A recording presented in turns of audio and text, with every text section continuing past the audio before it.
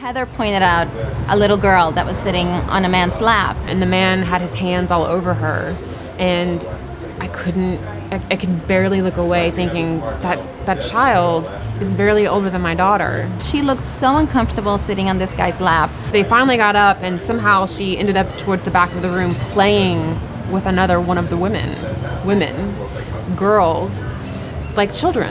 They were giggling like children. I don't know how old she was, but she looked 13, 12 to me. I have an 11-year-old son, and they were playing like little kids. I watch a lot of cooking shows, and you see chefs go into meat markets or they go into fish markets, and they're examining the cuts of meat and the cuts of fish for what they're going to serve that day.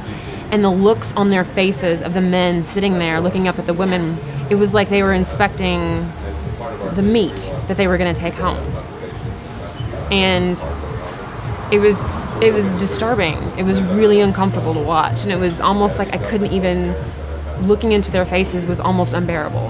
And then she went back to sit on some guy's lap, and one of the dancers on the stage would catch her eye and would motion to her to do something. Like she didn't know what to do. She was being groomed or trained, and it was really, really, it really angered me to see that. Looking across the room last night and seeing the girl that couldn't have been much older than my older daughter, I was like, what I would do to save that child, what I would do, who I would find, who could I find to help me save my child. I would break open iron doors to say, who would I find, who would I reach out to? And that's why this work is so important, is that the one girl, even just the one girl that is someone's daughter, could be mine. That's someone's daughter.